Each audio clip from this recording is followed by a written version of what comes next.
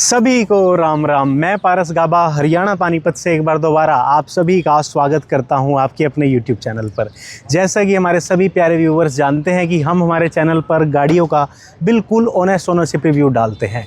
लेकिन क्यों डालते हैं? सिर्फ इसलिए डालते हैं ताकि आप सभी प्यारे व्यूवर्स बिना उस गाड़ी को ख़रीदे, बिना उस पर पैसा लगाए, घर बैठे ही हमारी वीडियो के ज़रिए उस गाड़ी के बारे में सब कुछ जान जाएँ, उसकी सारी अच्छाई, सारी बुराई, ताकि कल को जब आप अपनी मेहनत का पैसा उस पर लगाएं, अपनी उम्मीदें उससे लगाएं, तो आपको किसी प्रकार का दुख, दर्द, कन्फ्यूज़न या पछतावा ना हो कि ये भैया हमने क्या ले लिया, काश उस कार के बारे में पहले पता होता।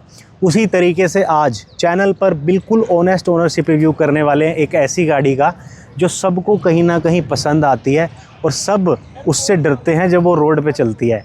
आज हम रिव्यू करने वाले सामने खड़ी the all new Scorpio classic का। इसमें क्या अच्छा है, क्या बुरा है, आज की डेट में ये लेनी चाहिए या नहीं, सारी बातें करेंगे, जिसके लिए चैनल पर स्वागत करते हैं भाई शुभम जी का। शुभम जी कैसे हो आप? बढ़िया भैया, आप बताओ। बढ़िया। समय देने के लिए धन्यवाद और नई गाड़ी की आपको बहुत बहुत बधाई हो। Thank you.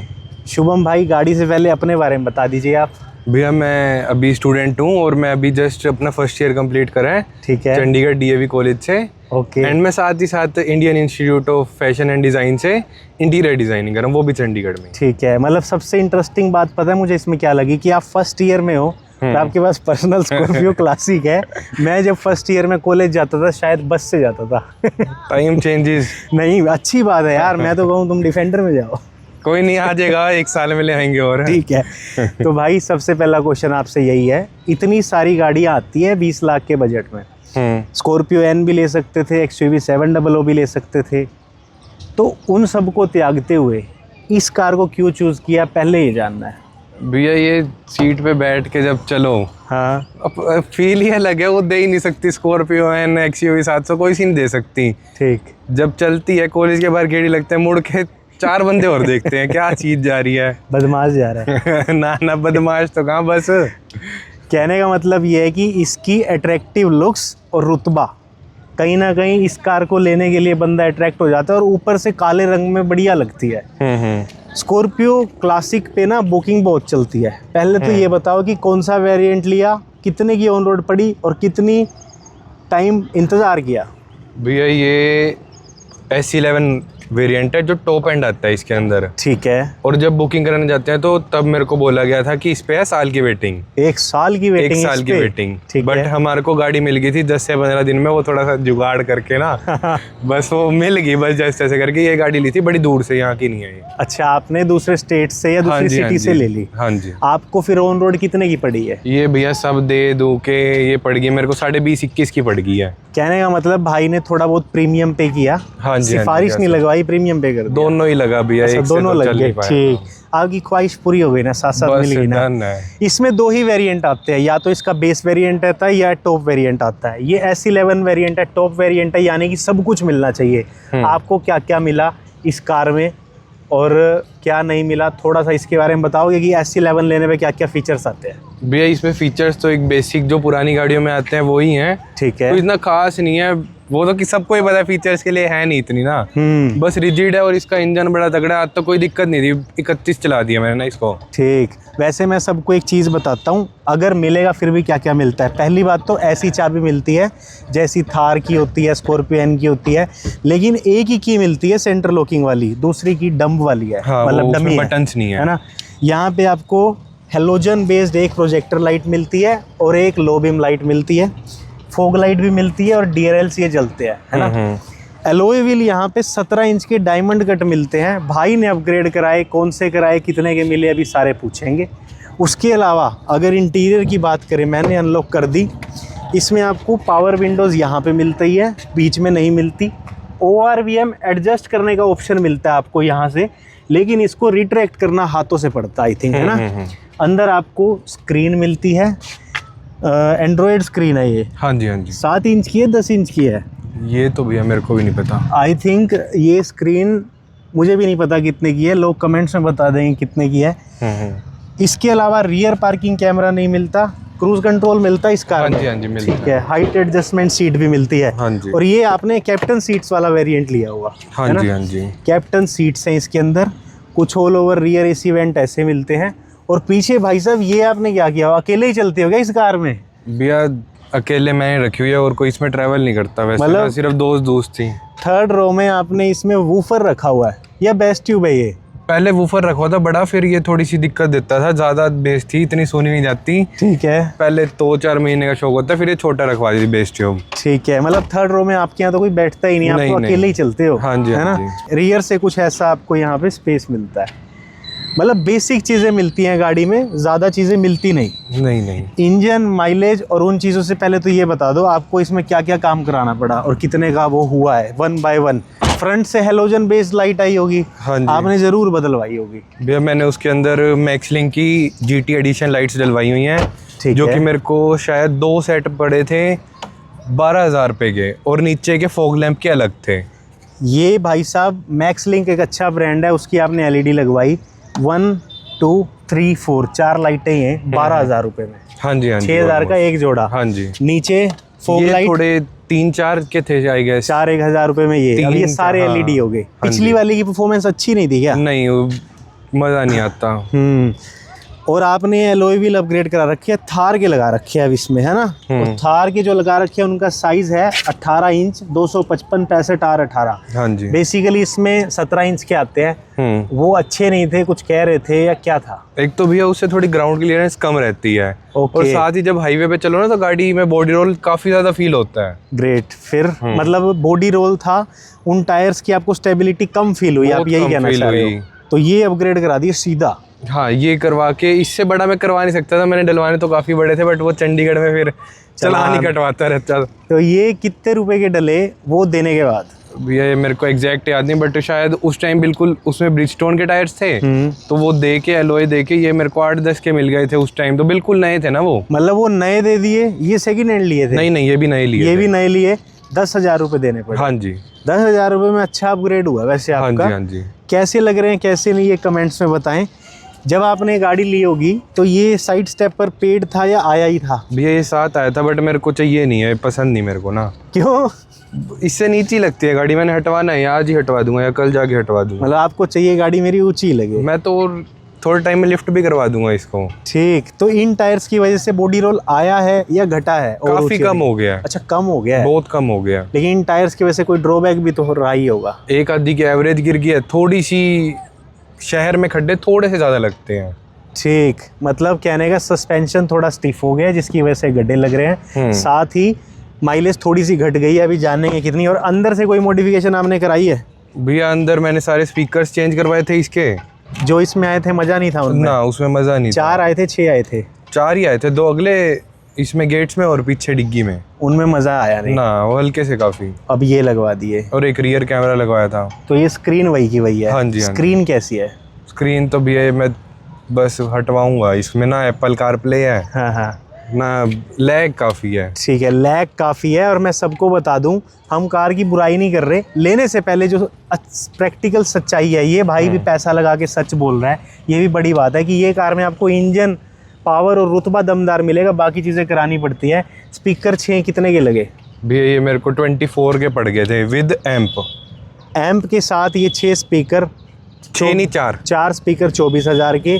ये वूफर अलग है? वूफर तो अलग है, मेरे पास पहले से पड़ा था। ठीक है। और रियर पार्किंग कैमरा कितने में लगा? ये तो भैया मैंने कंपनी से ही लगवाया था, मेरे को याद नहीं उसका। तो लगभग 5-6 हज़ार रुपये का लगता हाँ, है। मतलब मैं लोगों को बता देता हूँ, इसका क्रूज कंट्रोल सही काम करता है? बिल्कुल सही काम इस करता कार में ना, पहले आप इंजन के बारे में ही बता दो। 2.2 लीटर मिलता है। हाँ जी। एम होक 4 cylinder, maximum power 130 bhp, torque 300 Nm। हाँ जी। लेकिन इस गाड़ी के साइज के हिसाब से, इसके हिसाब से आपको कैसी पावर उसकी फील होती है सिटी और हाईवे दोनों में? सिटी में कैसा फील होता है? डीजल है, इसमें सिर्फ डीजल इंजन मिलता है, सिर्फ मैनुअल मिलता है, इसमें आपको ऑटोमेटिक नहीं मिलता, और एक ही इंजन ऑप्शन मिलता है। पहले तो आप ये बताओ कि सिटी में रिफाइनमेंट, अंदर उसमें कैबिन का शोर, वो सब कैसा है? भैया इतना तो फील नहीं होता कुछ। बाकी रिफाइंड है इंजन, पहले वाली मैंने स्कॉर्पियो चलाई हुई है, उसमें तो काफ़ी इंजन साउंड भी है और बॉडी रोल भी बहुत ही एक्सट्रीम था उससे, इसके कंपैरिजन में। इसमें वेरी मच इम्प्रूव्ड है। हाँ जी। ठीक है।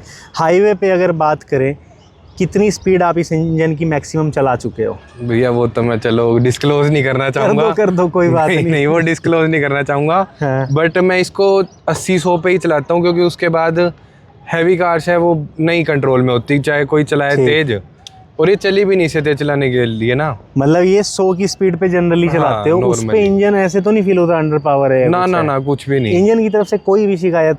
कोई भी शिकायत नहीं है। गियर शिफ्टिंग या क्लच की तरफ से कोई? क्लच थोड़ा हैवी है, वो डीजल कार्स में होता है, और जब इतनी भारी गाड़ी चला रहे हो होना बनता भी है। ठीक है, लेकिन बता दो ना टॉप स्पीड कितनी चली जाती है? आपने चलाई नहीं, हम ये नहीं वैसे 155 160 चली जाती है, 65 भी चली जाती है, 160 चली जाती है, 165 भी चली हाँ जाती जी। है। और माइलेज एक बहुत बड़ा पॉइंट है, हालांकि जो आपकी पर्सनैलिटी है मुझे नहीं लगता आप माइलेज पे ध्यान देते होगे, स्टिल ऑल ओवर ये इंजन क्या माइलेज देता होगा जब चंडीगढ़ जाते हो पानीपत से? भैया दे देता है 15-16 की एवरेज दे देता है हाईवे पे। हाँ जी। और पानीपत की सिटी में कितना देता है? ज़्यादा डिफरेंस नहीं आता, 11-12 की। सिटी के अंदर 11-12 की है स्कॉर्पियो क्लासिक की माइलेज, और हाईवे पे ये गाड़ी 17-16 की माइलेज इजीली दे देती है। चलाने पे डिपेंड है, चलाने पे डिपेंड है। कम से कम लास्ट माइलेज आपकी आज तक कितनी आई? घटिया सबसे कम 6.5 की। 6.5 की? ऐसी कहाँ चल रही थी भाई? बस सिटी में चलती रहती थी गाड़ी, 2-2 3-3 घंटे पापा ले जाते हैं कोर्ट में। ओके, वो स्टार्ट रहेगी 2-3 घंटे, बस वो मतलब मिनिमम माइलेज 6 और मैक्सिमम आज तक कितनी? मैक्सिमम मेरे को इसने 17 पॉइंट कुछ दिया, बाकी मैंने कभी नोट करी ही नहीं है। नोट करी ही नहीं है, ये भी अच्छी बात है। अगर बात करें सस्पेंशन की, भाई ने बता दिया भाई बॉडी रोल है, सॉफ्टवेयर सस्पेंशन है कहीं ना कहीं इसलिए, लेकिन टायर की वजह से हो गया। ब्रेकिंग को लेके फ्रंट टू डिस्क है, रियर ड्रम है, तो ब्रेकिंग को लेके कैसा कॉन्फिडेंस? भैया ब्रेकिंग मेरे को इसकी सबसे बेस्ट लगी है, जहाँ ब्रेक मार दो वहीं रुक जाती है बिल्कुल। अच्छा, ना इधर उधर होती ना कुछ, वहीं रुक जाती है बिल्कुल। Braking is a top notch. Tyres के बारे में भी हम बात कर चुके हैं। इंटीरियर को लेके इसमें हाइड्रोलिक स्टीयरिंग है, मतलब जबकि महिंद्रा की जो नई थार आ गई है, नई स्कॉर्पियो आ गई है XUV 700, उनमें जो मेजर इंप्रूवमेंट है ना वो स्टीयरिंग को लेके है कि वो इलेक्ट्रिक हो गया है। ये स्टीयरिंग आपको कैसा फील होता है? क्या फीडबैक है इसका? कितना इसमें क्या बोलूँ वो है कि भाई रिस्पॉन्स? भैया रिस्पॉन्स तो इसका ठीक है, है, अच्छा है। अब कहीं लोगों की पर्सनली चॉइस है कि हल्का शेयरिंग हो, मेरी पर्सनल चॉइस है थोड़ा भारी है, तो पता तो लग रहा है कुछ मोड़ रहे हैं, छोटा चला रहे हैं कोई सा। सही बात, मतलब हाइड्रोलिक स्टीयरिंग की तरफ से सही है ना? ऐसा तो नहीं कई वीडियोस में दिखाते कि आधा स्टीयरिंग मोड़ दिया और वो टायर्स पे इफेक्ट भी नहीं आया मुड़ने का? नहीं नहीं, ऐसा तो नहीं फील हुआ, इंस्टेंट रिस्पॉन्स है ना स्टीयरिंग का? जी ठीक ठाक। इतना बड़ा कैबिन है, इसके अंदर आप सबको दिखा दो कि शायद ऑटोमेटिक AC मिलता है। हाँ जी, ऑटोमेटिक है कि मैनुअल है? ऑटोमेटिक है। ये AC इतने बड़े कैबिन के हिसाब से कैसा परफॉर्म कर रहा है? भैया गर्मी में एकदम गाड़ी गर्म पड़ी हो तब तो टाइम लेता है, बट वैसे अच्छा परफॉर्म करता है। ठीक है। सीट्स एंड कंफर्ट को लेके बहुत बड़ा क्वेश्चन है। आप 2-3 घंटे की बेसिक ड्राइविंग करते ही हो 150-200 किलोमीटर हाँ की। जी, हाँ जी। मैक्सिमम बिना रुके कितनी ड्राइविंग इस सीट्स पे आज तक की है? मैंने भैया इस पे करी है 4-5 घंटे की बिना कोई स्टॉप के। ठीक है, और उस 4-5 घंटे की ड्राइव करने के बाद कैसा फील हुआ? तोड़ दिया या बस स्मूथ था? एवरेज एक्सपीरियंस, मतलब दैट कंफर्ट वाज एवरेज। हाँ जी हाँ जी, ठीक मतलब था। अगर हम इन सीट्स की बात करें, कमांडिंग पोजीशन आपको दे रही है कि जिसकी वजह से बोनेट विजिबिलिटी है और गाड़ी को मैनूवर करना काफ़ी इजी है। हाँ जी हाँ जी, कहने का मतलब ये है कि सीट्स एंड कंफर्ट ठीक ठाक है। हाँ जी, एवरेज है। अच्छा, 7 लोगों के लिए है ये, आपने कैप्टन सीट ले रखी है। कैप्टन सीट्स वाले तो कंफर्टेबल है, लेकिन रियर रो में आपने तो वो रख दी, तो ऑल ओवर पिछली सीट्स कंफर्टेबल है या बैठ कोई लेगा इसको SUV को उस चक्कर में कि मैं तो 6-7 लोगों को बिठाऊंगा, तो उसको है फ़ायदा? ठीक है भैया, 5 लोग तो इसमें बहुत इजीली आ जाते हैं। ठीक है, बट कहीं ऐसे 4-5 घंटे मैक्सिमम जाना है ना, हाँ, तो आप 6-7 भी ले जा सकते हो, वो हटाने के बाद। वो हटाने के बाद, हाँ जी, ठीक है। बाकी थर्ड रो में आसानी से चले जाते हैं। मैं थोड़ा अभी बैठ नहीं पाऊँगा क्योंकि मुझे ना यहाँ पे बैठने में मोशन सिकनेस फील होती है, चाहे मैं थार में बैठ जाऊँ चाहे मैं इसमें बैठ जाऊँ। चलती पहाड़ों में है ज़्यादा। हाँ हाँ, पहाड़ों का आपका अच्छा एक्सपीरियंस है तो पहाड़ों के बारे में ही बता दो। रियर व्हील ड्राइव है ये कार। हाँ जी। पहाड़ों पे कैसा एक्सपीरियंस रहता है इसको चलाने भैया का? आज तक मैं इसको मकलोडगंज ले गया हूँ, ठीक है, मनाली के आगे सिसु वगैरह ले गया हूँ। इसी को सोलन तो भैया ये 50 बार हुआ ये कम से कम। ओके, शिमला भी 20-30 बार हुआ है। कहने का ये सोलन और शिमला छोटे हैं, इसमें बहुत सारे आगे जगह हैं जहाँ पे मतलब इसने एक्सट्रीम से एक्सट्रीम कर लिया है। तो उस एक्सट्रीम से एक्सट्रीम में मज़ा आया? फुल मज़ा आया। ठीक है, मतलब पहाड़ों पे कामयाब है अगर पहाड़ वाला कोई देख के वीडियो में स्कॉर्पियो क्लासिक को प्लान करे? फुल कामयाब है। ठीक, मतलब दबना पावर में कोई प्रॉब्लम तो आई नहीं। और जैसे डीजल इंजन है, जब आप एक्सट्रीम मकलोडगंज गए हो वहाँ तो माइनस टेम्परेचर चला जाता है कि इतना नहीं जाता? नहीं, वहाँ नहीं जाता, ये मनाली वगैरह चला जाता है। तो वहाँ पे डीजल इंजन इतना मिसिंग टाइप ना, कुछ भी नहीं करा, मेरे को कोई दिक्कत नहीं हुई।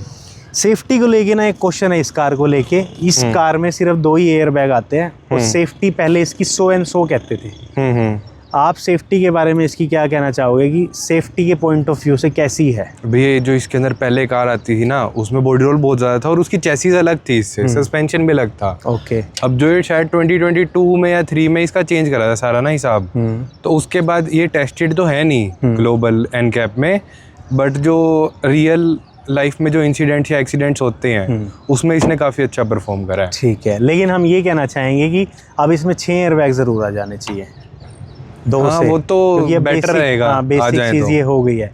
तो इतनी सारी अंदर की और बाहर की बातें करने के बाद भाई से एक फाइनल बात करने वाले हैं, लेकिन उससे पहले जाओ चैनल को सब्सक्राइब करो, वीडियो को लाइक करो, आपकी कोई क्वेरी रह गई है कमेंट करो, ब्रदर और मैं मिल के उन कमेंट्स में आपकी क्वेरी रिसोल्व करेंगे।